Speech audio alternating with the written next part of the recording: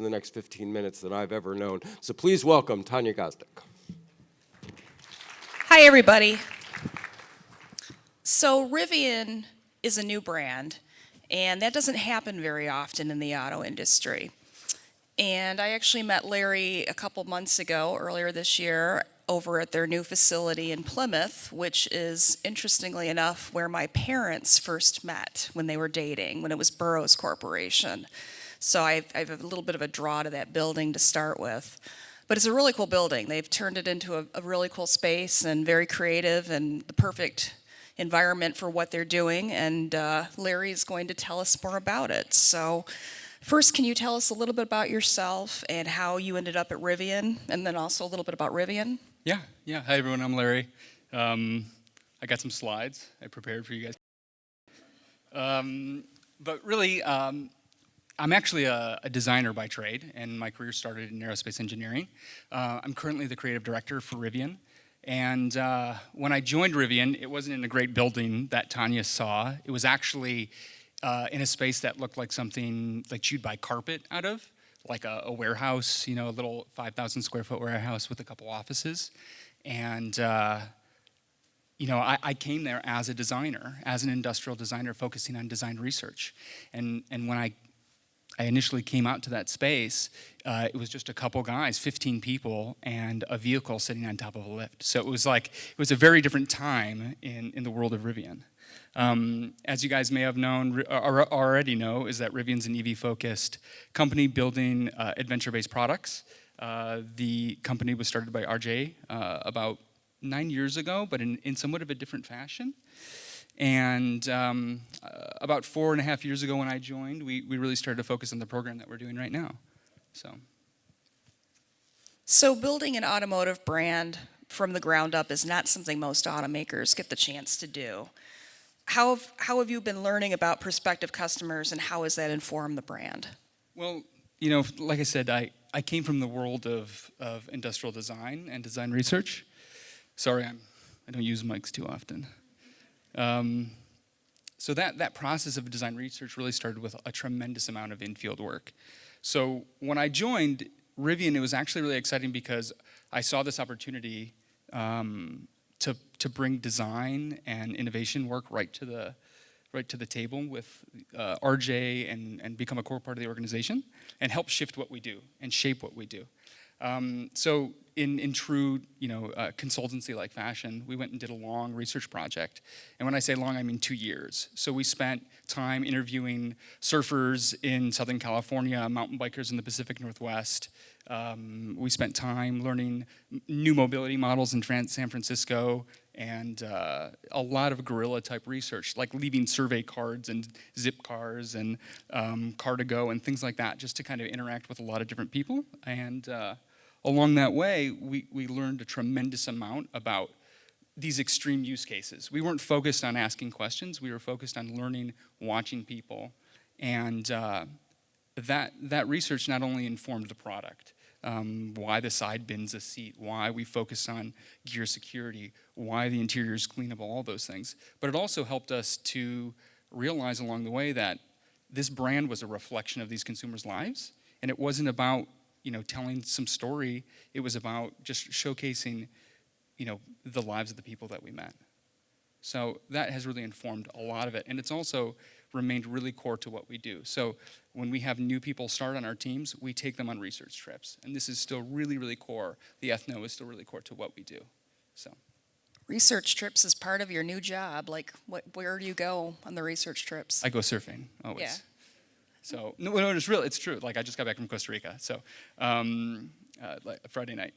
But we're always doing things in the outdoors, and it's really important for us, for our team, to live the brand, and in being out there, engaging in these activities, meeting people. So whether that's studying like overland travel, and we're taking all our teams on these overland trips where they get to go and use overland vehicles and start to see what that experience is like, and that not only informs their day-to-day life and what they do, but also informs, again, the product itself. So we wrap it all together. So why is the outdoors and the environment so important to the brand? I mean, for us, there's a video here. We've got a little video we can play.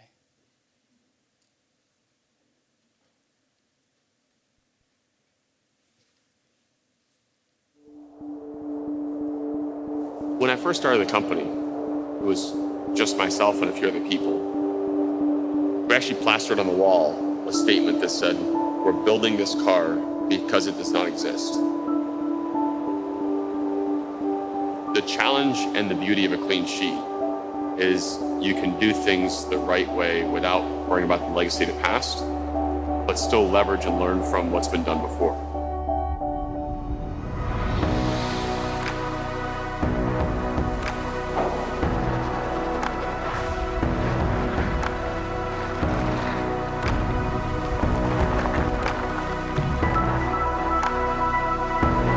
We've intentionally made sure that we're doing things that people don't believe to be possible.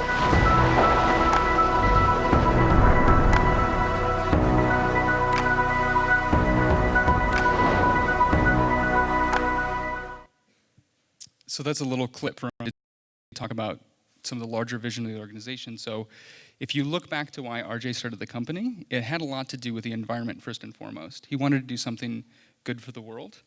And his initial idea long before Rivian was to build pedal-powered cars for the city environments. Needless to say, he pivoted from that very early on as he graduated from MIT.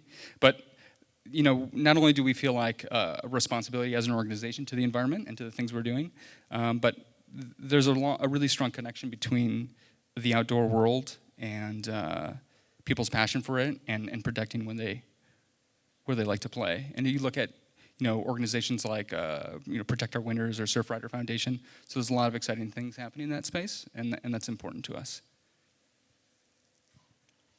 So will the use of, in building the brand and starting from scratch, will the use of influencers and partnerships be important to the vehicle launches? I know you're already working with a couple of folks, Alex and Ben, and can you talk about who they are and how they were selected? Yeah, I mean, we're looking at these relationships at a pretty deep level, and with Alex and Ben, they're not like influencers per se for us. Maybe you want to tell us who they are. Alex Honnold. Oh yeah, of course. And Ben Moon. So the two people that are working with us as really brand partners are Alex Honnold, the climber, arguably one of the most important climbers in the history right now, and just achieved monumental task of free soloing El Capitan about 1.5 years ago or 2 years ago. And obviously, he just won an Oscar. But our relationship started long before that. And the other gentleman is Ben Moon, who's an outdoor photographer and cancer survivor who has been shooting for Patagonia and other brands for about the last 20 years. So our relationships with them are a lot more than just a transactional relationship. They're really partners to us, and they're helping to not only inform our brand, but also inform our product. And initially the whole relationship started with Ben. As a creative director at Rivian, I do a lot of different things, and you've had to do a lot of different things at Rivian because when you start, it sounds crazy, starting a car company with 15 people, but when you do that, everybody has to do everything. And at the time, I really needed to focus on not only developing the product and understanding the consumer and getting our engineering team on board, but also think about the style and tone and the look and feel of everything from our spaces and our future retail destinations to company communication and tonality of all kinds of assets. So along that way, I started, pilfering images and content from the internet, things that I liked, things that felt right, things that communicated these ideas. And I had actually been sitting on the couch one day in like August watching some sort of branded content on Vimeo like I do. And Ben had a viral piece come out about 4 years now called Denali that kind of recounted his battle with cancer and the death of his dog. And it was really impactful at the time to me. And I just kind of liked it, and it just sat there, and it went away. And I never thought about it again. And then I was kind of, starting to pull all these images together, and I started to pick, all these little pieces from brands I liked, and I started to notice Ben's name kept coming up, and then I ended up putting two and two together. And this was long before we had announced and long before we had shared anything with the world outside of that we were a car company.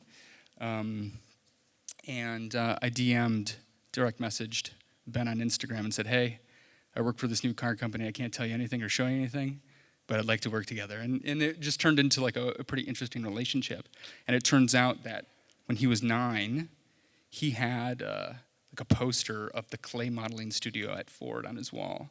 And he wanted to be like a car designer. And then obviously his career path went in a very different way into photography, sports photography and all that. So it just, a strange serendipitous moment. And we stayed connected, and then I started to become really interested in how could you tell our brand story through the lens of an outdoor photographer rather than using traditional automotive photographers.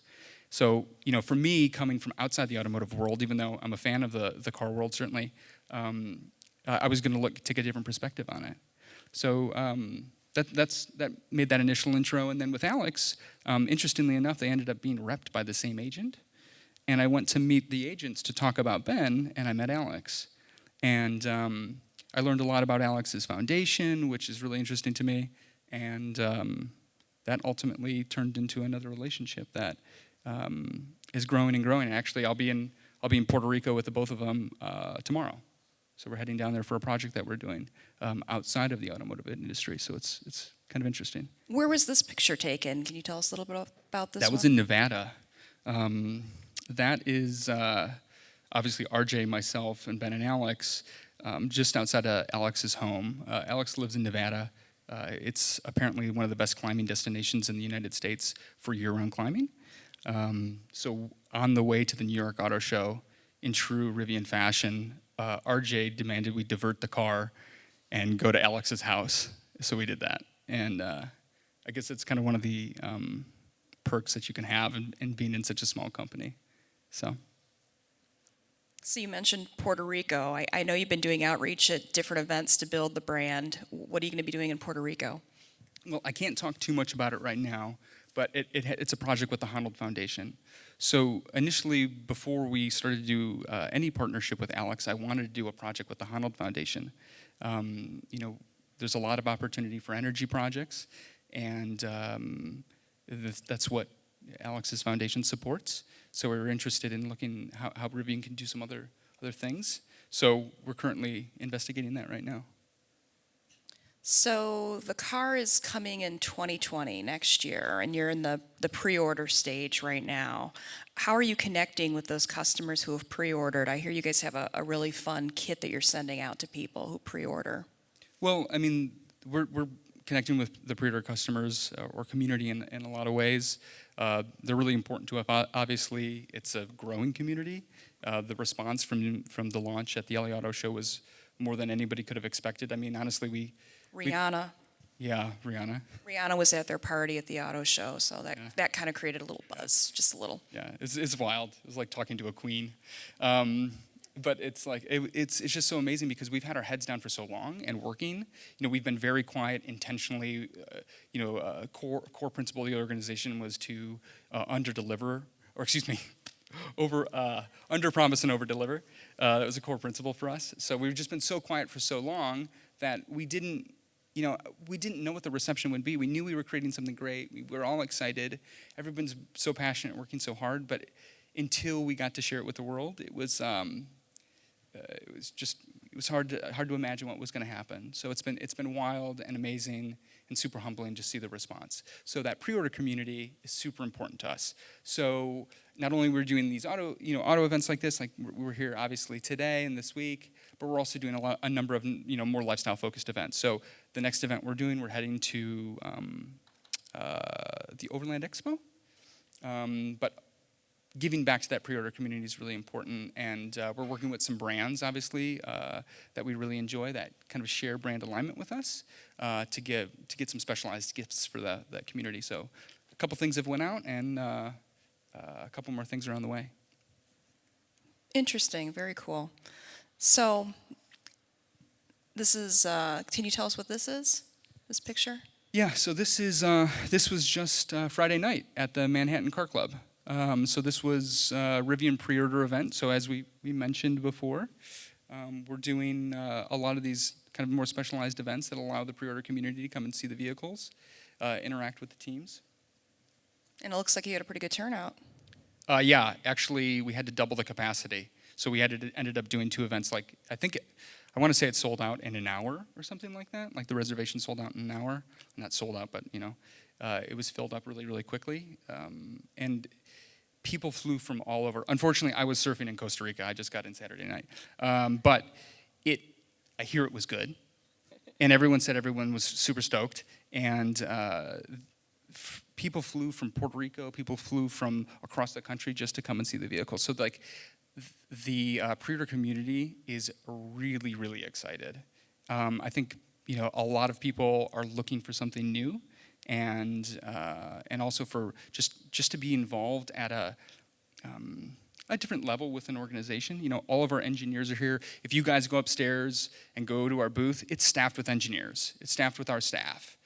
It's not a bunch of booth people that are normally there. We have some some specialists who are up there, but it's really our staff, because for us it's super important one-on-one communication. And for me as an organization, I want to revel in the moment of us being small for as long as we can.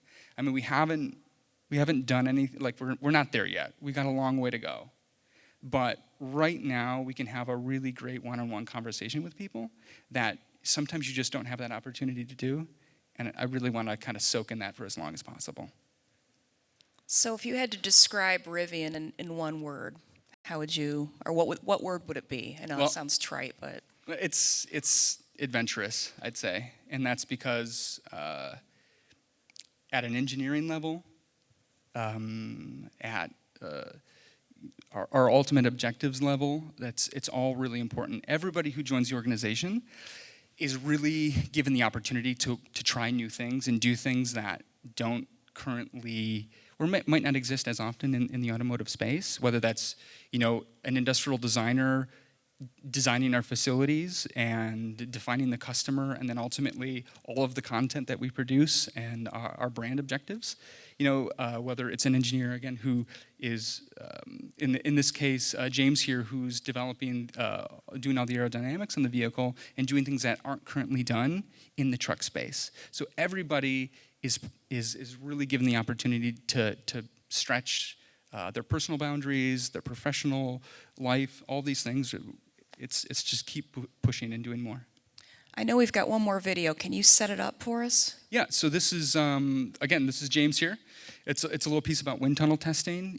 All of the content that we're doing is done from a pretty small team, but it just showcases the development of aero, which is really, really important to an EV. Obviously, we're building a long-range EV that is designed to go places. When we're trying to be one of the first EV brands that really talks about like leaving the city and going to these remote destinations. And to do that, you need range. And not only do you, and that's achieved through one, big battery packs and other great technology and efficiency and all that, but it's also done through great aero, and that's really important in an EV. So this is just a quick little piece on that. The performance of the R1T is going to be really quite spectacular. When you're developing a vehicle like that, you really have to apply the techniques and the technologies that are used in the racing industry. Not many OEMs have done this with a pickup truck on this scale. So it's this and these together. This is change 3, close air curtain. The reason we're in clay right now testing is because we can do very quick changes on the fly. Whatever this is, +10, take off that edge. We're doing a quick adjustment, moving spoiler forward. Full-scale testing really validates the computational simulations we do throughout the process. This is really important in electric vehicles because the efficiency is a direct correlation to the range that is possible. The reason we're able to be better on range than any other vehicle currently on the market is because we're better on aerodynamics.